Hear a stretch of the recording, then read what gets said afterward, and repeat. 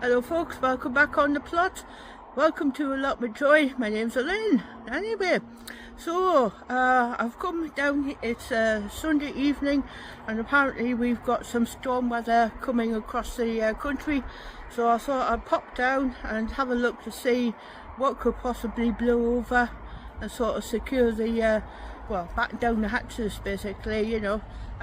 Yeah, it's probably not going to be as wild as they say it is.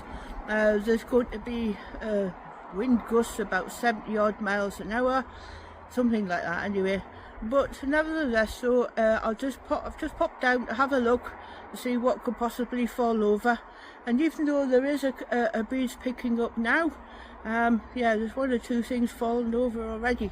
So I thought I'd come down, have a look and start batting down the hatches. Yeah, so what I've got here is my beam structure. And well, it'll act as a huge sail if the wind picks up. There's any wind gusts and things like that. So I think what I'm going to do is possibly find a strap or something like that, just to put over the beams anyway, just to make sure that nothing falls over anyway, because I am banking on these seeds, these beans this year, and as I'll show you. Yeah, so we've got, these are sour beans. Yeah, so they're not doing too bad, at all. So yeah, so I'll just go and get a strap now. I can see the first casualty even before it happens anyway. I did have it pinned up to, onto this apparatus, but unfortunately it's loosened off, so I've got myself a line pin and I'm going to bash that in, and then that means that this is not going to go anywhere. So after, bless you, Nemo. So after 3 attempts, the soil's so dry anyway, so I bashed it in anyway, the light pin, yeah, so it'll withstand a good breeze anyway, and if it doesn't, well, that's my fault, isn't it? But hopefully I'll keep everything in place anyway, and if not, I'll be back tomorrow, and if it gets too bad, I'll be back tomorrow a bit earlier. So I found some rope. This rope has outlived an old net. So what I'm doing is I'm recycling. So I'm just taking the old net off, which is like, I'm covered in green bits at the moment. Taking the old net off to use the green cord, and I'll be using that to secure the beans. So I've got 2 line pins in here, and I've got the rope around, and I've crossed it over, I went round and round. Yeah, so yeah, so I'm not into tying knots or things, you know, like that. But it'll be enough. Everything's sort of holding each other up. So I tell you, we won't be having gale force winds here anyway. Like, but just a little bit of precaution. So there's my line pin. Yeah, so I might get a brick and bat it down a little bit more. But in all, this structure should stay where it is. Right, so that's this greenhouse now secured. I've got the triffid cut back, the vine cut back, so I could shut the window properly. I've also cut the vine back inside so it's not leaving the greenhouse. I managed to get this door shut. Yeah, I think the wind's going to be hitting this particular greenhouse. With this greenhouse, it's pointing this way. The next greenhouse is pointing another way, and the far end greenhouse is pointing another way. So basically I've got to be on the hop which direction the wind's going to blow anyway. But it is good though, just to keep an eye on the weather. So I've found some miscellaneous, well, should I say, these ones here, these are volunteer potatoes, and there, yeah, this one's got canker on. Right, so could be due to the dry conditions, yeah. But saying that, if you peel it, I mean, as long as it's nice and firm, which it is, if you peel it, it'll be perfectly alright. So don't worry about it anyway. These ones here are condo, early condo. So I've just had a bit of a delve into this bed here, because they're supposed to be my giant potatoes from condo. And no, but I don't know how to perfect it anyway, so I thought I had a bit of a delve. I'll have a bit of a delve, I thought, and see how we are anyway. So I found a few little ones, and I don't know. Yeah, I'm trying to grow a big potato, and I'll put a picture of a potato. I can't even remember what variety it was. It was in the other bed, and it was a huge potato. Yeah, probably a few potatoes tried together, I don't know. But yeah, condo. But what pretty skin though, I'll just show you. Pretty skin they are. Yeah. So they should be quite nice, boiled up with a bit of butter. Yeah. So anyway, everything's all getting really untidy. And so I decided I'm going to rip the heck out of this bed anyway. I had broad beans in it. These were the pink flowered ones. They didn't amount to anything. So, you know what. And in the meantime, I had a volunteer potatoes, hence the potatoes I've got there. So I thought to myself, I'm going to start clearing the decks now anyway. These are some of the Joe's long, etc., etc., that are looking quite bedraggled for themselves. Yeah, it is what it is, I suppose. The flowers are pretty though. They're the zinnias. They're pretty zinnias anyway. And the sunflowers. Yeah. Lavender. Sweet peas. They've gone over now, so I had taken all the pods off, but now I think we're Spencer mix, but they've come to the end of their lifespan. So, and also I had a pile of alderman peas down here, and I pitched my hopes on getting those, but unfortunately they've shriveled up. They never look like proper pods really. I'll just show you what they look like. So I wasn't going to go anywhere near them. It probably is down to water, like, but I've never seen anything like it. Yeah, look at that. Radar, it's like you sucked all the air out of the pod. Plus we've got pea moth anyway, so nah, I'm just going to call it a day on that. This lot's finished anyway, so I'm just going to rip the heck out of this part of the garden and just give it a good tidy up. This is where I had all my shallots. And you're probably thinking to yourself, well, that was a while back that you picked your shallots, like, and your onions. Well, it was, like, but, yeah, so I've just started. And also, one thing you should not let get the upper hand are brambles. This one had come up in between the potato pods, which I've got empty yet. And had a right roll time. So I'll be taking the potato pots out away, don my very thick gloves, and I'm going for them. That lot's going to come out. You know, so this bed needs tearing apart, and that's what I'm going to do. So I've got some nice teddy bear. They're quite pretty. Let's see now.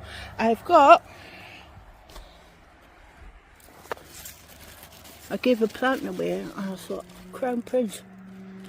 And I gave a Crown Prince away, and I saw their plant, and I went, hang on a minute, where's your Crown Prince? I thought, that would be really good, giving your plants away and you haven't even got one in the garden yourself. But never mind. So here it is. I've got Crown Prince growing, and then somewhere here, this is for Martin. Yeah, I've got a squash, mashed potato. Yeah. So what I'm not happy about, I'm not happy at all, are these so-called climbing beans. What a waste of flipping time. So, you know, they might very well get torn out. I was wanting them to climb up the archway, but yeah. Let's see now. Sweet peas. What else we got? Yeah, climbing runner beans. And also, which haven't disappointed as well, even though with all the heat waves and everything, I've got balochi beans as well. So, got a few here. Well, looking at the hemisphere, it's not looking very promising. I think it's going to get a lot worse.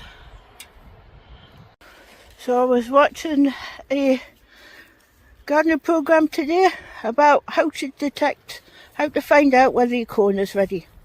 Now as you see the silks here, yeah, so you got the tassels and the pollen falls down onto the silks, and each silk is a kernel on your sweet corn.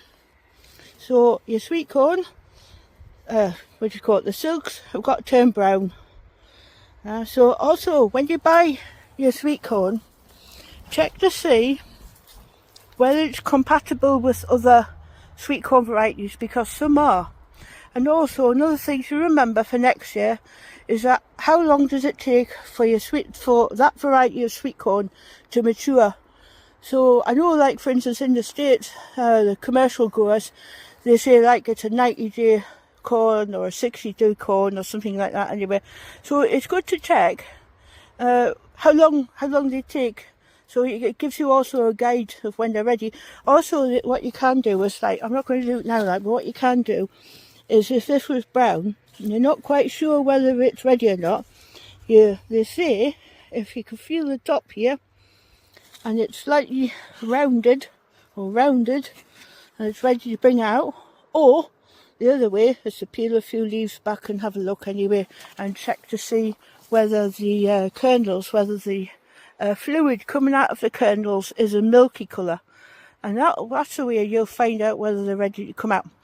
So there's quite a few people on this site who are growing sweet corn this year, and I'm very sceptical about whether this lot's going to work out or not because of rats.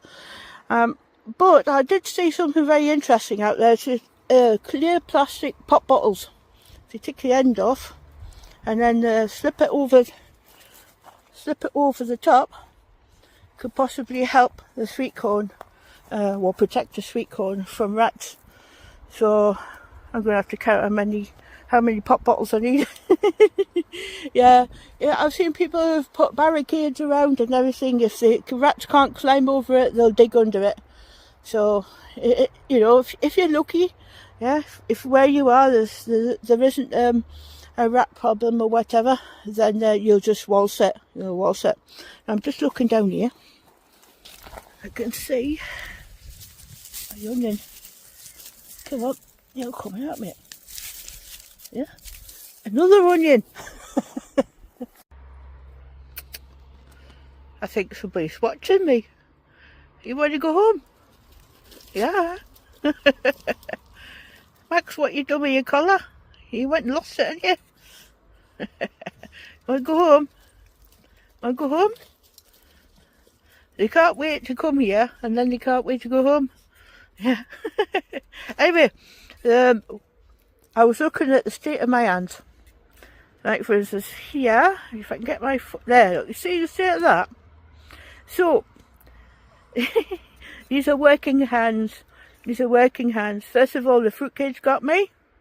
Let me get to, yeah, fruit cage got me. There. So that. And then I was wondering to myself why my hands were skinning. And I thought, what on earth? And I was saying to my other half, they were stinging. And yesterday, the whole lot just sort of come off. And I thought, what on earth did I do that on? And then I realised what it was. All the garlic that I harvested, I peeled. I peeled all the garlic to prep for the freezer. And the juice from the garlic burnt my hands. So the next time I play around with garlic like that, I mean, all the garlic's now in the freezer.